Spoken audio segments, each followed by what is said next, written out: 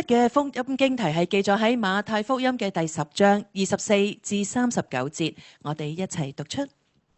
學生不高過老師，僕人不高過主人。學生所遭遇的與老師一樣，僕人所遭遇的與主人一樣，也就夠了。既然有人罵一家的主人是別西卜，更何況他的家人呢？所以不要怕他們，因為掩蓋的事沒有不顯露出來的，隱藏的事也沒有不被知道的。我在暗中告訴你們的，你們要在明處說出來；你們耳中所聽的，要在屋頂上宣揚出來。那殺人身體但不能滅人靈魂的，不要怕他們。唯有那能在地獄裏毀滅身體和靈魂的，才要怕他。兩隻麻雀不是賣一銅錢嗎？你們的父若不許，一隻也不會掉在地上。就是你們的頭髮也都數過了，所以不要懼怕，你們比許多的麻雀還貴重。所以凡在人面前認我的，我在我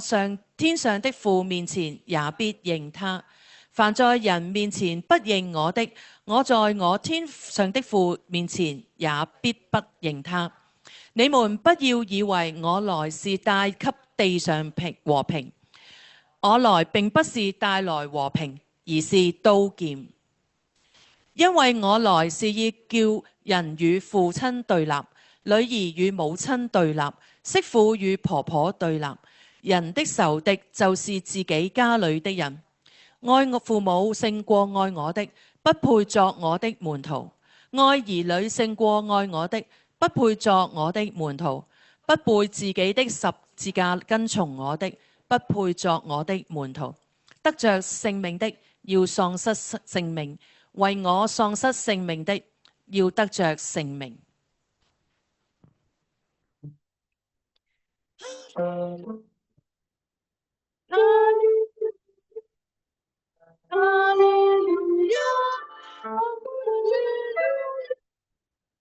請坐。今日我哋有陳喬森牧師為我哋宣講上帝嘅聖道，講題係隱藏的恩典，明處的十架。請陳牧師。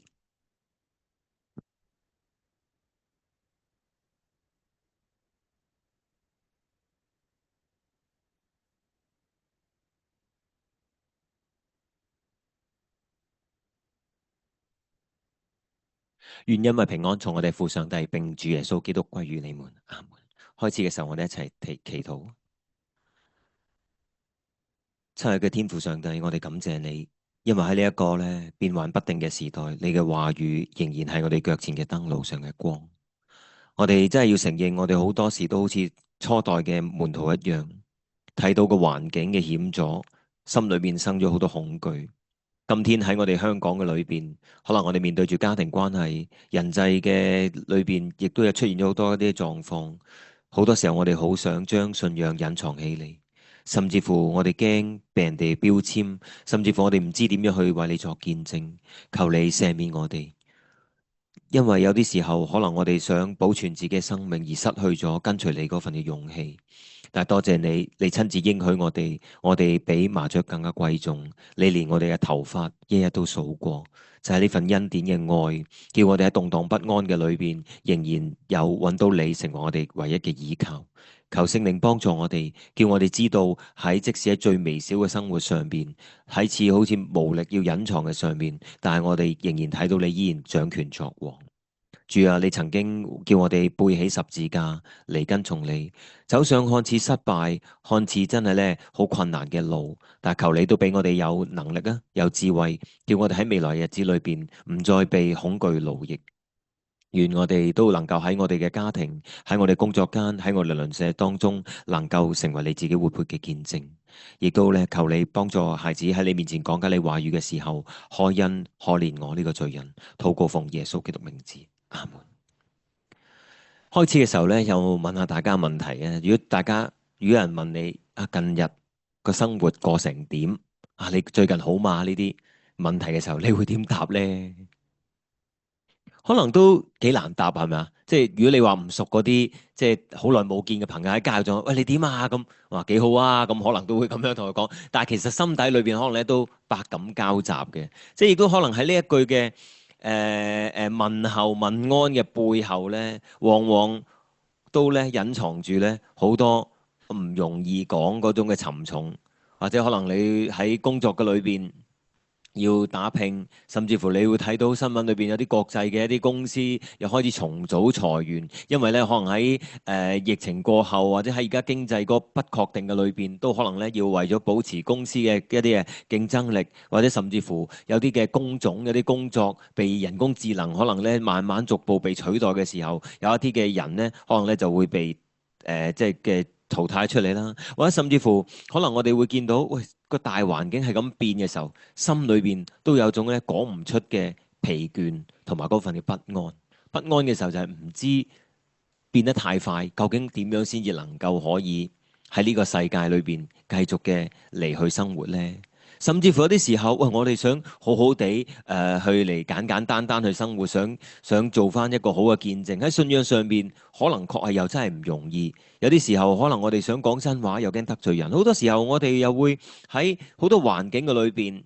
形成咗一種好似進退兩難嗰種咁樣嘅狀況。今日係聖靈降臨後嘅第四主日，正正就帶我哋翻到去耶穌差遣門徒嗰個嘅現場裏邊，就描繪出一種咧好特別嘅一個圖畫。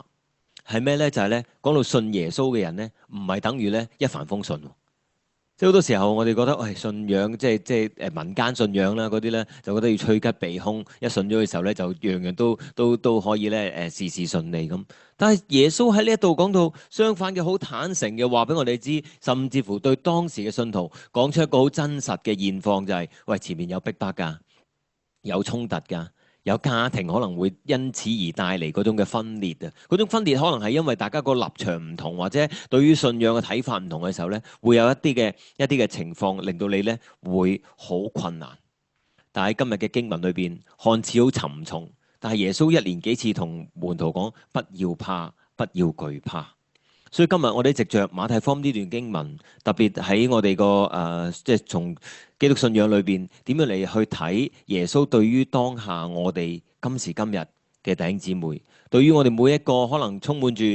疲倦，甚至乎可能咧帶住一啲不安焦慮嘅時候，有啲乜嘢嘅一啲嘅呼喚呢？今日嘅題目叫做隱藏的恩典，明處嘅十架。其實個題目喺邊度嚟嘅咧？咁其實咧就喺第27節嗰度啊！我在暗中告訴你們的，你要在明處説出來。暗中告訴你們的，即係講緊耶穌好多時候教導門徒，或者同啲門徒講嘅時候咧，即係一啲咧天國嘅真理啊！好多時咧係咧暗暗地同佢哋講嘅。你有冇留意咧？尤其是福音書咧，講完個比喻，嗰班人唔明嘅，跟住之後咧私底下同啲門徒嗱個比喻咧應該咁樣解嘅，就解明啲比喻。呢啲講解明嘅時候咧，嗰啲咧就係喺暗暗地就講出，喂，其實天父點樣睇我哋，點樣嚟去明白真正基督信仰。所以你要去明處裏邊講出嚟。所以個題目就係隱藏嘅恩典，明處嘅十架。十架我哋睇得到噶，即係一個好明顯嘅一個嘅標記。但係呢個十架確係唔容易。喺今天我哋睇到馬太福音第10章，就係耶穌差遣門徒要出去之前，就講到馬太福音10章16節啦，要講到羊進入狼群一樣。今日我哋再睇到耶穌好真實嘅話俾啲門徒聽，學生不能高過先生，僕人不能高過主人。學生所遭遇嘅同老師一樣，僕人所遭遇嘅亦都同主人一樣就夠啦。即係咩意思呢？即係話，喂，耶穌都尚且俾人逼迫，可能俾人嫌棄，甚至乎咧俾人哋咧去咧有啲冷言冷語嘅對待。我哋跟從耶穌嘅人，好多時候可能都會有同樣嘅遭遇，所以你唔好覺得出奇。所以咧呢度亦都要解一解個，既然有人話一家嘅主人是別西卜，你見到和合本修訂版咧特登將個別西卜呢個字咧用引號引住佢，就係咩意思咧？別西卜即係鬼王啊！即係講咧，即係講緊係喺耶穌嘅時候，有啲人話：喂，耶穌你咁有能力，有啲人唔明嘅時候就話：喂，你梗係靠住鬼王趕鬼啦。咁於是咧就能夠趕到鬼出嚟啦。咁有啲咁樣嘅誤解，所以別西卜係當時啲人咧一啲對於鬼王嗰種嘅一種嘅稱呼。所以呢個係特別用詞嚟嘅，唔係啲咩暗號，亦都唔係啲乜嘢嘢。所以呢個要喺度解一解。但係嚟到呢一度嘅時候，耶穌好清楚講出一個現實，就係基督徒嗰個嘅命運同基督嗰個嘅命運其實係結連埋一齊嘅。耶穌喺地上被人誤解、被人定罪、被稱為鬼王別西卜，所以跟隨佢嘅人喺一個咁唔完美嘅世界裏邊，都可能會面對住拒絕、排斥，甚至乎唔公義對待。呢個係必然會有嘅。我唔知道你有冇試過出去同人分享信仰嘅時候，跟住你有人哋咧就其實聽都未聽過，你唔好再同我講耶穌喎咁，即係咁樣樣係咪？咁其實喂，其實唔關耶穌事喎，你啱啱你留意翻，其實可能嗰件事嘅係佢自己一啲嘅成見啦，或者甚至乎有啲嘢同信仰都冇關喎，即係咧將咧講耶穌呢樣嘢咧就等同於一啲悶啦、好煩啦，你唔好嚟搞我啦嗰種嘅觀念咧，去嚟咧等同埋喎，其實。對耶穌咁公平喎，你明唔明啊？即係成件事係好奇怪嘅喎。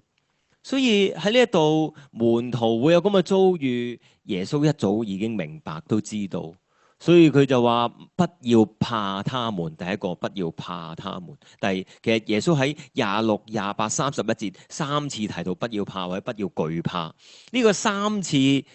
嘅重複係因為耶穌太了解人性啦，因為佢知道。我哋最容易被恐懼奴役，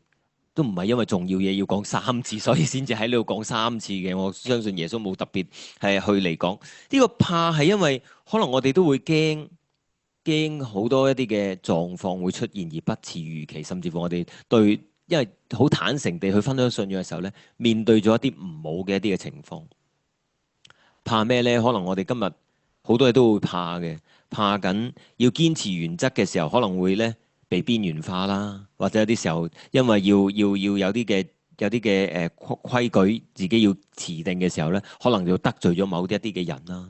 可能有啲時候會因為可能會怕衝突啦，係咪？有啲時候因為我哋個意見唔同嘅時候，可能咧一啲好親嘅人咧，都會咧因為一啲好少一啲嘅情況咧，以致到咧成為咗咧我哋嗰個衝突嘅點，所以。之後講到話，哇，嗰個啲屋企人會相爭啊，會有呢個情況就係啦。好多時候話題有啲某啲嘅話題，可能就成為咗啲禁忌，就唔敢去提，因為知道大家個意見唔同、諗法唔同嘅時候，避免出現即係叫做嘈鬧。於是咧就要有表面嗰種嘅和諧，隱藏咗自己真正嘅諗法。如果嗰啲嘅諗法、嗰啲嘅意見係一啲叫做冇乜太無傷大雅嘅。大家去邊度食飯，去邊度玩，睇唔睇呢套戲，或者甚至乎咧會唔會去邊度行街嘅時候，呢啲你或者玩唔玩某啲嘅活動，呢啲可能都係對於我哋講，可能相對地咧比較咧冇咁大影響。但係如果嗰啲嘅話題或者嗰啲嘅諗法係同我哋嘅價值觀、我哋嘅人生觀、我哋嘅世界觀，或者甚至乎我哋信仰係好有衝擊嘅時候咧，呢個就值得我哋去思考。究竟我哋要點樣嚟去處理或者面對呢？咁甚至乎好多時候我哋會怕被人標籤咗啦。呢啲都係講緊人與人之間嗰種嘅信任瓦解咗。可能咧我哋好多時候咧人大咗嘅時候咧就明白，我見人就可以咧就明白到就知道有啲嘢就唔好講啦，或者甚至乎咧就都避重就輕啦。我哋就好識做人咁樣樣嘅。近來都係啦，接觸嗰啲咧 SEN 啊，即係特殊需要嗰啲家長都係，佢哋咧好怕咧做評估啊。點解咧？因為做咗評估之後，確認咗孩子有呢個學習需要嘅時候咧，就被其他家長會標籤，甚至乎咧學校咧又唔知點樣睇自己嘅孩子，即係帶嚟咗好多一啲嘅諗法、一啲嘅情況。呢個錯誤嘅隱藏，可能就將信仰咧就都咧隱藏起嚟。個重點。可能係因為我哋自己嘅怕，但耶穌呢度講話，不要怕他們，因為掩蓋嘅事沒有不顯露出嚟，隱藏嘅事也沒有不被知道。我在暗中告訴你們的，你要在明處説出來。你們嘅耳中所聽嘅，要在屋頂上傳揚出嚟。呢個講緊咩呢？就講緊話，喂係呢個恩典，其實呢，喺當時門徒嘅時代，政府都想禁咗佢嘅。如果你睇翻福音書都係嘅，其中一個福音書，當耶穌復活嘅時候，就收買啲兵丁，嗱你同人講係俾人偷咗嘅，冇事嘅，咁就得㗎啦咁樣。咁但係事實唔係咁啊！事實真係耶穌真係復活咗啊嘛！呢個係好真實嘅一件事嚟噶嘛。你信同唔信都好，耶穌就係咁樣咁又真又活，就係咁樣死而復活，勝過罪，勝過死亡啊嘛。即係正如我成日都會用嗰個比例去講㗎，即係比喻就係咩咧？太陽由東邊起，西邊落。你唔信佢都好，咁個太陽依然都係咁行㗎啦，啱唔啱先？你唔會有人話我唔信你東邊起西邊落啊，所以你就唔係啦。咁冇得咁㗎嘛。有啲時候係真係我哋自己心裏邊可能有某啲嘅懼怕，甚至乎有啲咧免得人哋用一啲嘅標準嚟睇我哋。係嘅，真係嘅，唔知點解，即係你真係唔好問我點解。大家對於基督徒咧，即係出邊啲人對基督徒個標準咧比較高一啲嘅喎，即係咧。我唔知你有冇聽過，佢信耶穌嘅，點做啲即係講做啲唔好嘅咧？呢個人信耶穌嘅咁樣，你唔會話喂呢個人拜神嘅，所以佢咁樣樣，你冇咁聽過嘅喎。即係我活咗幾十年啦，我就真係，如果你有咁樣嘅經歷，你不妨你同我分享一下，我真係孤陋寡聞，即係我又未聽過話呢個人拜神嘅，佢做啲咁衰咁樣，跟住即係會咁講，冇我真係冇聽過。但係咧，啲人咧對於一啲基督徒咧，覺得佢一定係一個高標準、高道德嘅，佢做得一啲嘢咧，可能咧都唔係啲咩大錯大過，只不過可能佢嘅眼中覺得基督徒唔應該係咁，而有啲嘢個落差得大嘅時候，佢就會即係講，呢個人信耶穌嘅咁就會好多意見、好諗法噶咯喎。可能有啲時候我哋都係嘅，面對住呢啲嘅閒言閒語，我哋都可能免得招麻煩啦。所以咧喺一啲出邊嘅環境裏邊咧，保持沉默啦，安全一啲啦。喺教會裏邊，我哋就可以咧，即係講得比較多啲嘅。一出到去嘅時候咧，一接觸出邊啲人啊，或者同啲朋友未信嘅人咧，就可能咧，我哋會咧嗰種嘅掙扎咧，就會喺度。正如好多時候，我哋就將人嗰個裏邊咧，就咧扭曲咗，因為我哋容易咧將恐懼嗰種嘅懼怕，即係真係恐懼咧帶嚟咧。嗰種嘅主導咗我哋生命嘅時候咧，就會將我哋信仰咧，就會咧有啲嘢咧就會咧擺錯咗位，為咗要覺得我哋自己舒服啲、安心一啲，於是咧就將一啲應該要講嘅冇講，而喺恐懼當中選擇咗咧掩藏啦、隱藏啦、掩蓋咗。今日都係上帝嘅話直接咧嚟去咧光照我哋。好多時候恐懼不安，再前一步就係焦慮。當我哋焦慮嘅時候，就會帶嚟咧嗰種嘅不安，嗰種嘅恐懼。但係上帝就會話俾我哋知，喺第29節，兩隻麻雀不是賣一銅錢嗎？你們的父若不許，一隻也不會掉在地上，就是連你們的頭髮也都數過，所以不要懼怕，你們比許多麻雀還要貴重。喺呢度，耶穌就好明白嘅話俾我哋知，原來就好重要嘅福音真理就係，喂，呢個係應許嚟嘅，一位創始成終嘅主宰，就係苦難背後嘅上帝，佢會保我哋周全。有啲時候我哋驚嘅，驚咩啊？驚有啲嘅虧損啦，各樣嘢啦。但係耶穌就好明言話俾你知，那殺身體但不能殺靈魂的，不要怕他們；唯有那能在地獄裏毀滅身體和靈魂的，才要怕他。呢個用一個比較極端啲嘅講法嚟講緊，我哋對於上帝嗰份敬畏，因為上帝嗰份能力確實真係咧，唔係我哋常人能夠可以完完全全嘅能夠理解得到。但係當我哋面對住呢個世界呢個環境嘅時候，以為可能嗰啲嘅權勢會傷害到我哋，但係其實真正掌權嘅係主耶穌，係上帝佢自己。因為正正就係講緊上帝往往好似睇起嚟喺人看嚟好似失敗嘅時候，即係咩啊？即係耶穌要喺十字架上面受苦受死復活，好多人理解唔到㗎。就算釘緊十字架下面嗰班兵丁都係嘅，取笑耶穌。喂，你話自己上帝兒子，你自己救落嚟，我就信你啦咁樣樣。咁有啲時候，我哋真係睇唔到嘅。但係喺呢個十字架嘅背後，卻係隱藏着上帝嗰份嘅能力同埋榮耀。今日都係，我哋可能見到我哋生活好多嘅無奈啦，好多一啲咧唔知應該點樣去走嘅時候，但係主耶穌仍然提醒我哋，呢個世界嘅主宰仍然係上帝，唔係地上嘅環境。地上嘅環境係會改變嘅，但係咧永恆嘅主咧，佢係永遠唔會變嘅。甚至乎你會睇到世界好多嘅地緣政治，好多嘅角力都好，但係天父嘅仍然係掌權，仍然係會掌管一切。更加講到好微小嘅，卻係睇到上帝嗰份嘅眷顧同埋愛，就係講到話即係麻雀啊，唔係買一銅錢嘛，一銅錢其實唔係好多錢嚟嘅，但係咧你嘅父若不許，一隻也不會掉在地上，即係講緊一啲咁微細嘅，可能我哋喺生活上面都忽略咗嘅地方，但係上帝都仍然嘅看顧得到，仍然嘅會嚟睇得到，所以耶穌用麻雀嚟做比喻。就對於當時羅馬帝國一個銀錢，其實係一個好少嘅貨幣單位，可能講緊我哋而家嘅1毫子，一啲比較細嘅一啲嘅面額單位，可以買到2隻好平嘅一啲嘢，最唔值錢嘅一啲鳥類。街市裏邊周圍都有死咗都冇人留意嘅一啲嘅動物，但係最震撼嘅就係、如果冇天父嘅允許，一隻都唔會掉喺地上面。接住落嚟，耶穌就講話。就是你連你頭髮都數過，呢個你可能覺得哇咁誇張咩？我連自己有幾條頭髮都唔知啦，係咪？跌咗2條都可能都唔覺啦。但係天父卻係連我哋頭髮都數過。親愛的弟兄姊妹，我哋真係自己都唔知自己有幾多條頭髮，每日洗頭梳頭跌落地嘅都無數條，係咪啊？根本我哋可能覺得，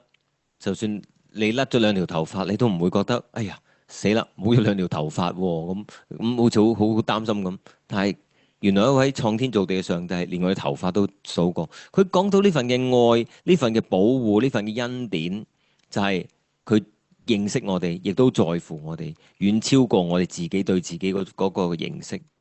今日都係嘅，我哋喺生活喺一個社會裏邊，好多時候會講緊一啲嘅價值啊。講緊要點樣嚟去追嗰啲嘅而家出邊嗰種叫 KPI 啊，嗰啲嘅一啲嘅指標啊嘅時候，但係上帝卻係唔係睇呢啲，佢睇我哋本身就已經好有價值，唔需要我哋做啲乜，我哋本身就係天父所做嘅上帝嘅兒女，所以我哋唔需要怕，你們比許多嘅麻雀還要貴重。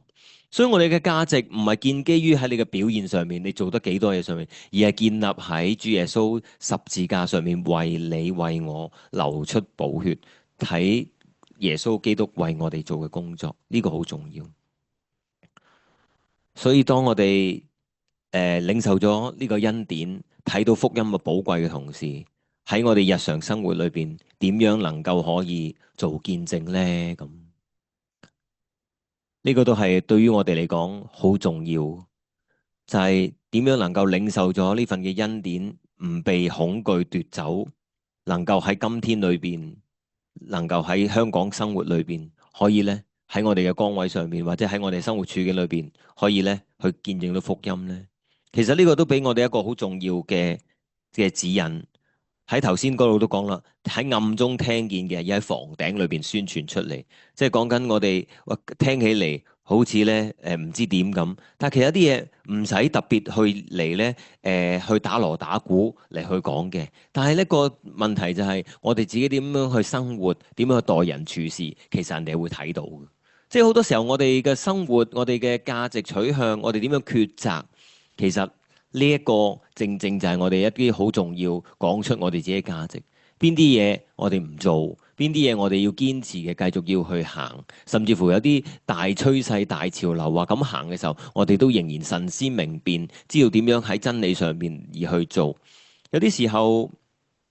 我哋冇辦法可以咧一一列舉晒啊，究竟點先至為之喺房頂上面要宣揚出嚟。但我亦都相信聖靈喺我哋當中會俾我哋有智慧，俾我哋有嗰份嘅能力，點樣能夠可以咧喺我哋嘅身邊嘅崗位裏邊咧去嚟咧去嚟做福音嘅見證。所以有啲時候唔需要特別話啊，要喺街頭裏面搞啲好大型好嗰啲嘅聚會，先至能夠吸引到人哋嚟信耶穌。你見到我哋都係嘅，好多年都冇搞佈道會啊！你明啊？即係咧好多時候出邊咪話啊搞啲報道會咁樣樣，咁其實唔係我嗱，絕對先講明先，我唔係反對搞報道會，亦都唔係覺得大型聚會冇用唔得，而只不過係唔同場合、唔同場景裏邊，喺我哋而家呢個堂會嘅設定裏邊咧，就未必能夠做到報道會呢一個嘅呢一樣嘢係能夠好有效地將福音帶到社區、帶到俾身邊嘅人。因為我哋之前都試過搞啲一啲嘅報道一啲聚會，點知咧係咧冇新朋友嚟，全部都係我哋自己人嚟嘅。咁係啦，咁你如果你請過一個好有份量嘅講員嚟講嘅時候，原來全部都係教友嚟嘅，咁佢呼召嘅時候，咁點咧？係咪？即係嗱，又冇壞嘅，咁但係個問題係我哋睇到其實要報道嘅時候，每一個嘅主日崇拜，咪又係福音咯，都係講緊福音啊，都讓人能夠睇到聖經嗰個寶貴，讓我哋能夠睇到上帝嗰份嘅愛，所以呢一度亦都俾我哋睇到喺我哋嘅生活裏邊，其實都能夠可以咧展現到福音嗰種嘅真實。另外一個俾我哋睇到今日嘅經文一個嘅提醒就係十架嗰個優先次序。呢度講到要背十架跟從，如果唔係否則不配作我嘅門徒。有冇留意呢一個呢？係好特別嘅。就講緊優先次序，就係咧先咧從咧家人開始。第35節話：因為我來是要叫人與父親對立，女兒與母親對立，媳婦與婆婆對立。人嘅仇敵就係自己家裏嘅人。你會留意耶穌咁去講嘅時候，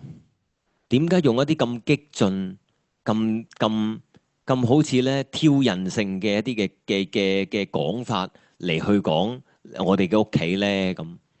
有幾個原因嘅，即係嗰啲聖經學者就咁樣嚟去理解咧。其中一個我覺得都合理嘅，就係咩咧？就係喚起人嗰種嘅對福音、對信仰嗰種關注。因為咧佢好平實講話，哦，耶穌好愛你嘅天父就愛啊，咁基本上咧可能呢啲人你未必會聽。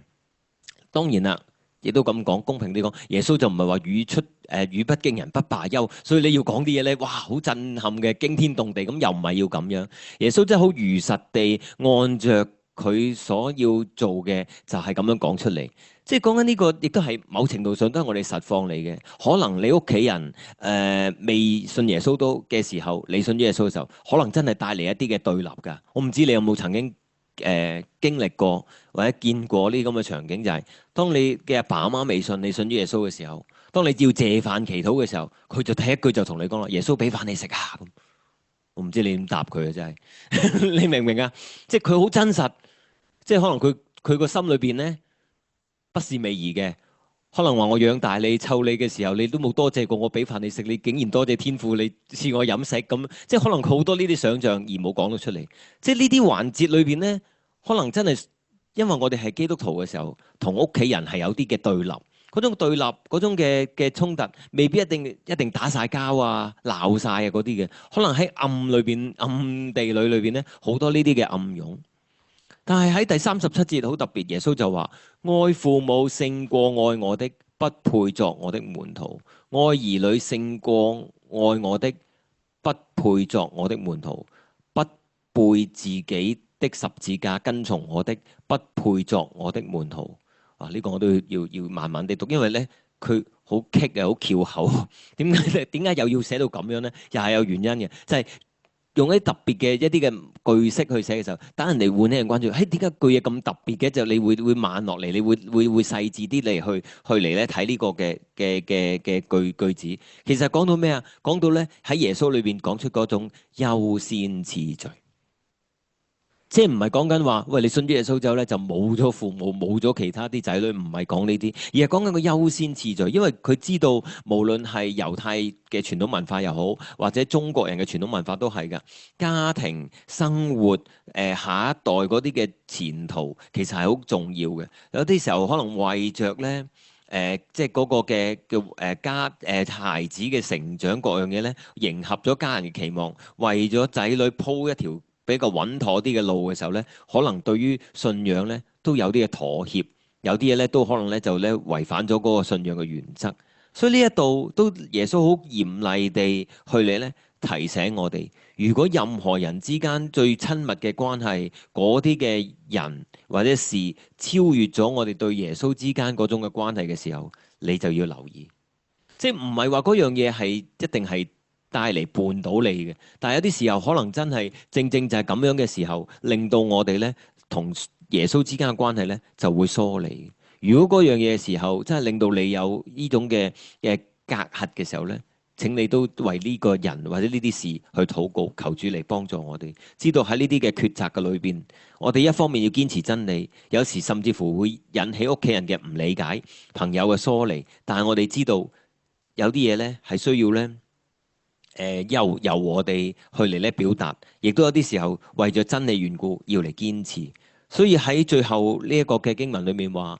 不背自己嘅十字架跟從我的，不配作我的門徒。得着性命的必喪失性命，為我喪失性命的要得着生命。呢度就講到性命係好重要嘅，每個人命就得一條係咪？但係耶穌就將條命都俾埋我哋，就係咁樣為我哋釘喺十字架上面。今天我哋點樣嚟去跟隨耶穌呢？喺以前有首詩歌啊，嗰首詩歌呢叫做，我都要諗一諗先，係啦，十架在前頭，世界在背後嘅。有啲時候唱下唱下呢，就十架在背後，世界就喺前頭噶啦。你明唔明啊？即係有啲時候我哋會迷失，有啲時候就會失咗焦點。尤其是今日喺香港嘅生活裏邊，我哋點樣去背起十字架跟從耶穌，確係唔容易，因為香港資源豐富，同埋大家都好識得點樣去走捷徑，識得點樣去咧揾一啲咧方法幫到自己去嚟可以活得可以好啲。但係卻係有啲時候就係因為咁嘅時候咧，對於信仰咧有啲嘢咧就會咧打咗折，甚至乎我哋唔願意為信仰而付代價。親愛弟兄姊妹，今日我哋有冇聽到真係喺聖道裏邊俾我哋睇到嗰份嘅掙扎，而帶嚟嗰種出路，就係我哋唔係淨係靠自己而去做，而係靠着聖靈俾我哋呢份勇氣，呢個嘅能力，身處喺呢個咁有張力嘅時代裏邊，仍然嘅體會得到掌管明天、掌管一切嘅就係嗰位天父。我哋睇到佢無條件嘅恩典咁樣覆蓋我哋，佢嘅愛比起即係咧照顧麻雀嗰啲咧更加深切，睇我哋更加寶貴。今天我哋翻到去我哋自己嘅生活嘅裏邊，我哋點樣能夠可以喺社區、喺我哋嘅家人裏邊去好好地作見證？願聖靈都俾我哋勇氣啦，讓我哋背起自己嘅十字架，唔好驚，因為知道世界